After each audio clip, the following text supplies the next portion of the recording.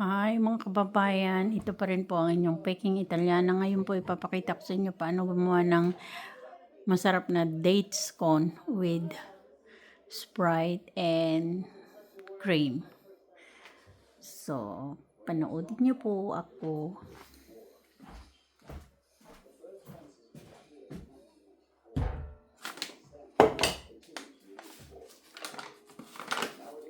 Hindi na po ako nagme-measure, tinatansya ko na lang.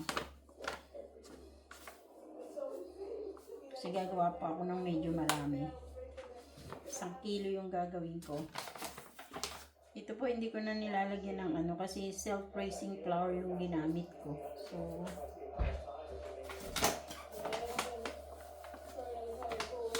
dalawang tray kasi yung gagawin ko.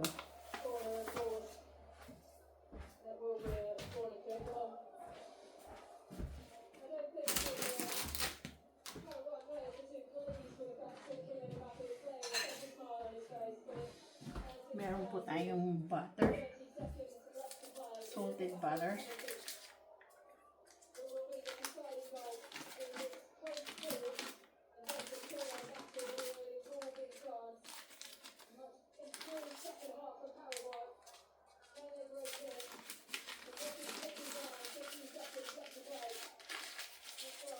Gagawin po natin, yayadyarin natin yung butter na ganyan.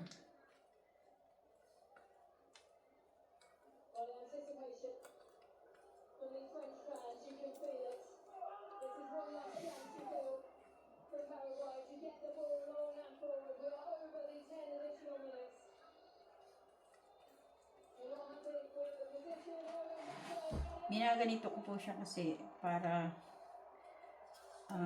yung paghalo niya dun sa harina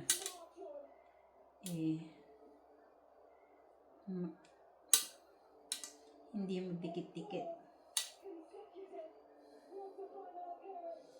So sa 1 kilo po gagamitin ko 1 buong butter.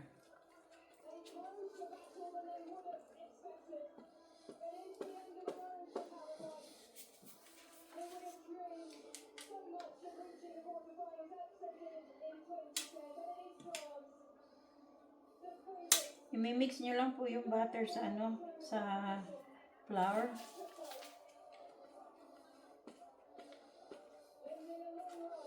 Hanggang maging parang crumble siya. Huwag nyo pong iinit sa microwave. O papalambutin yung just a normal na yung normal na butter na hindi tunaw.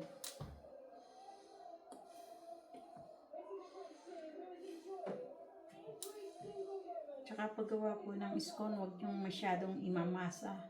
Lang siya, the more lighter lang yung paghalo nyo sa kanya. Pag kasi meron na siyang Sprite at saka cream, na lang po yun. Talaga, i-combine nyo na lang siya na parang para ma-shape, pero huwag nyo siyang imamasa. Ito po yung traditional na New Zealand scone.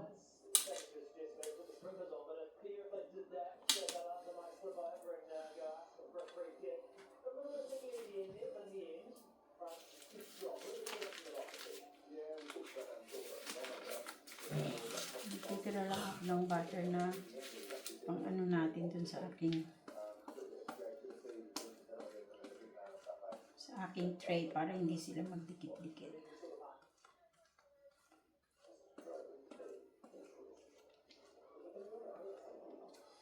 Para hindi sila dumikit sa tray ko mamaya.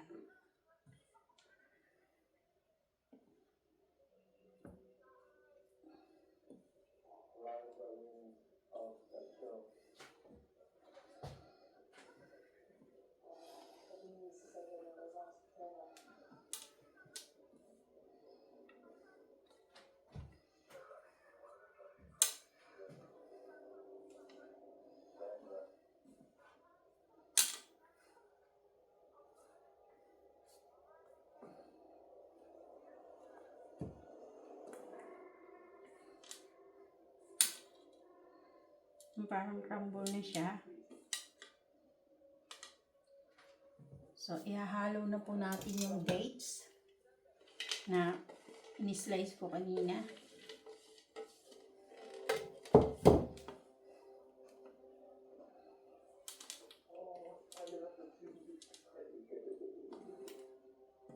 Pwede niyo po siyang halu-haluin muna na ganito kasi wala pa naman siyang cream. Pero once na nilagay niyo yung cream at saka yung Sprite, parang i-combine niyo na lang po siya para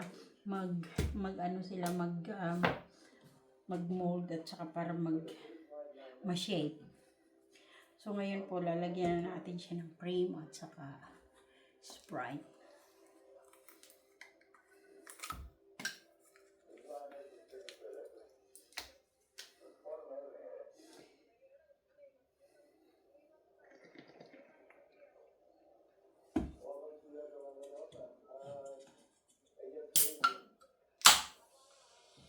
Po kasing Sprite medyo matamis na siya kaya parang hindi niyo na siya lalagyan ng sugar.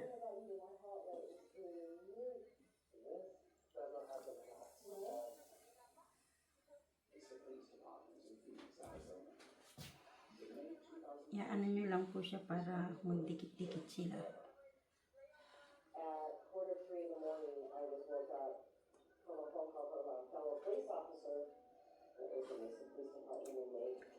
Took me down to the hospital, and about a half hour after I got there, he passed away in surgery. His injuries were just so bad. It was a huge loss, that he was gone, and he did the whole thing in my life. Brian Mendoza had just finished his shift when he was killed in a head-on road collision with an Edinburgh immigrant who had 3 times the legal limit of alcohol in his blood and was high on meth. I am not against people coming to our country, and I understand their lives and why they would be pushed to come here illegally to get to another life. I understand that. My fight is against illegal alien criminals and the people who illegally come over our border, committing crimes against Americans, killing them, raping them, the drug dealers to this country. This is where I feel that our country is better than American citizens. Lagyan niyo po ng konting flour yung inyong para po siya hindi dumikit sa. So, i-estimate nyo na lang po kung gaano karami yung Sprite.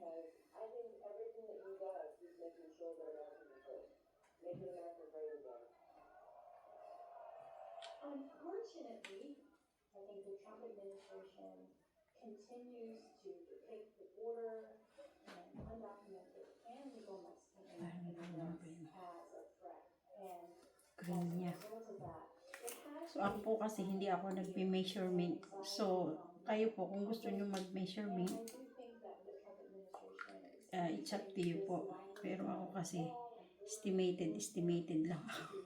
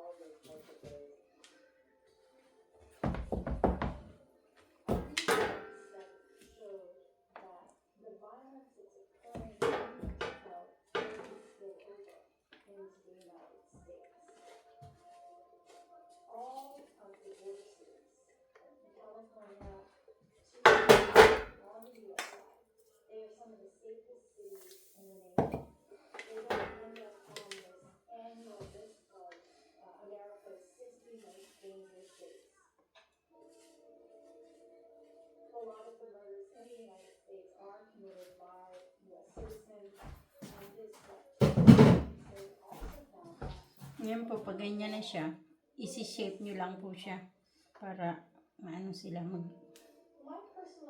wag nyo na po silang mamasahin, iaano nyo lang siya para ma-shape siya. Kasi the more less na nininid nyo siya, the more mas malambot yung scone nyo.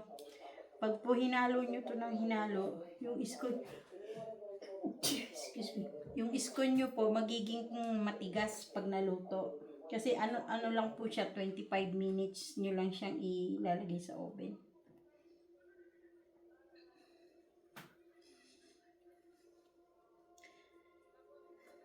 With the hardening of orders and attitudes towards migrants, numbers of illegal crossings are down. But still, many thousands of desperate people enter this unforgiving environment in their search for a better life.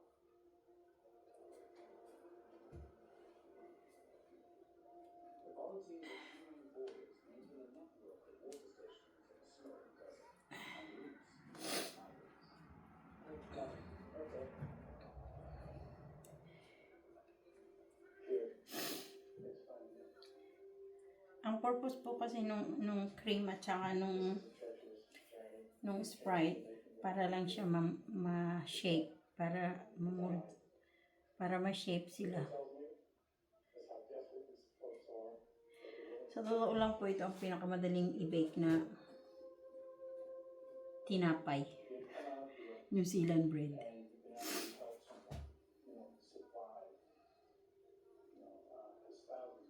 Yan nyo po, hindi ko siya hinahalo, sinishape ko lang siya.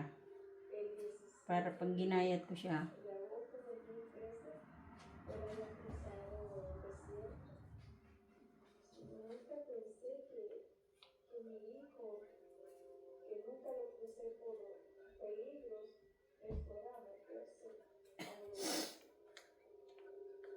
After his marriage broke down, Khamenei's son Marco left Mexico in an attempt to join his mother in the US. Estaba en el desierto con los muchachos. Entonces sale ahí. pasensya po kayo, hindi ako pwedeng gumamit ng gloves kasi didikit sa gloves yung ano. Malinis naman po yung kamay ko. Marco tried to cross at the height of summer, when temperatures in the desert can reach over 50 degrees Celsius. He rarely had the essential equipment to survive such extreme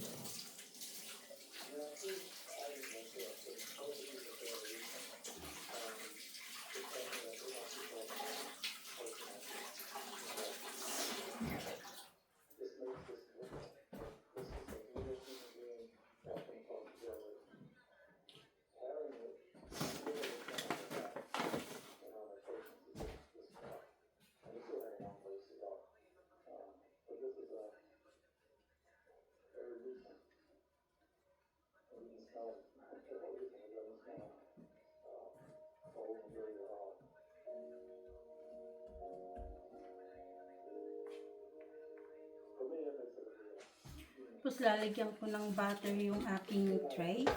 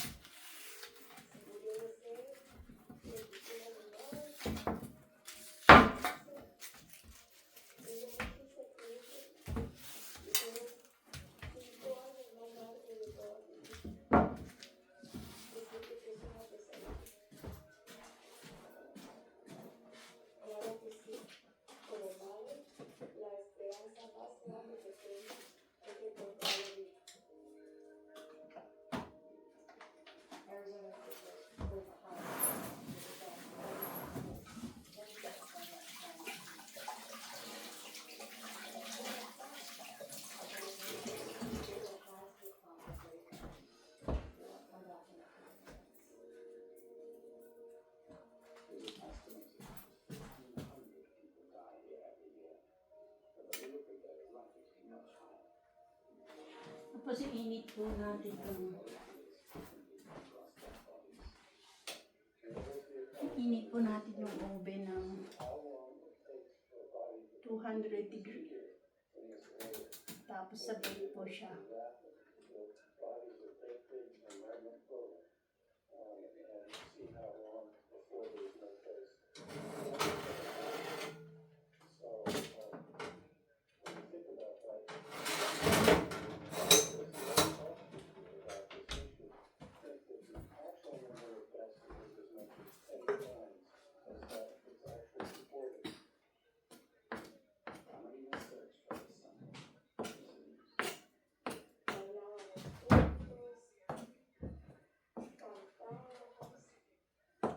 Hacíamos comida juntos, era risueño, era alegre, era bien alegre, siempre traía pura risa, pura risa.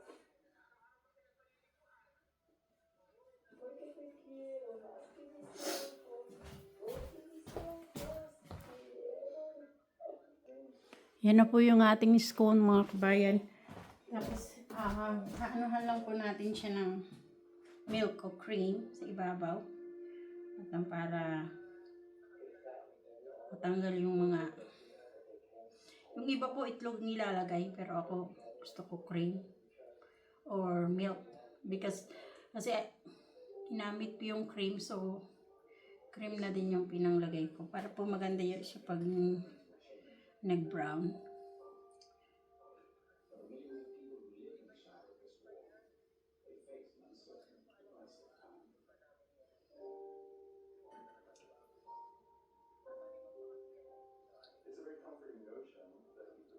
Ito po parang homemade lang siya talaga. Hindi naman to pambenta. Pero, pwede nyo po itong gawin para pambenta. Maganda po ito pag yung, yung iba, pag naluto, nahati nila, tapos nilalagyan nila ng jam o cream. But, kasi po yung dates, matamis na kasi yun eh. Kaya ito walang halong sugar o ano. Tsaka yung niya, yung Sprite, matamis na din.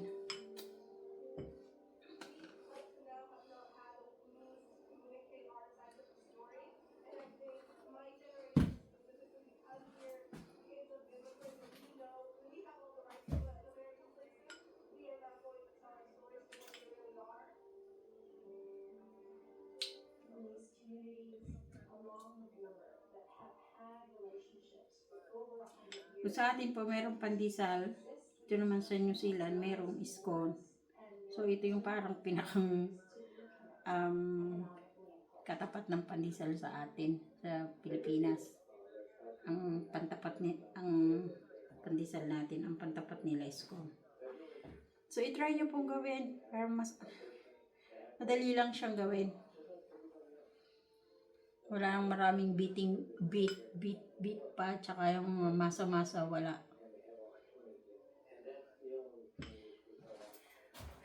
Ngayon po, ilalagay na natin sa oven.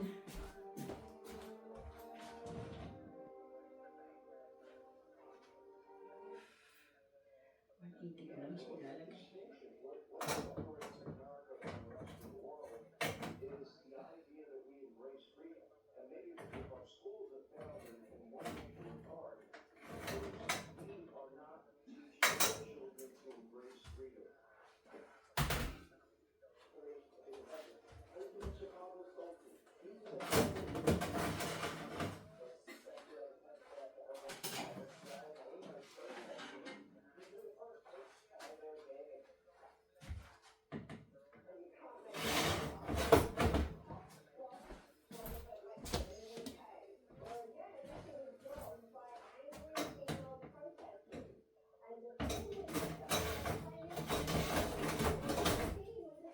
So, 25 minutes po siya.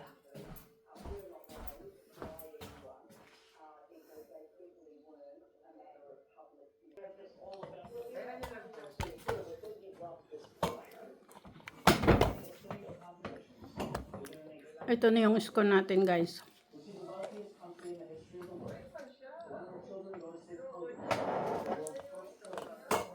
Very good for cup tea or coffee.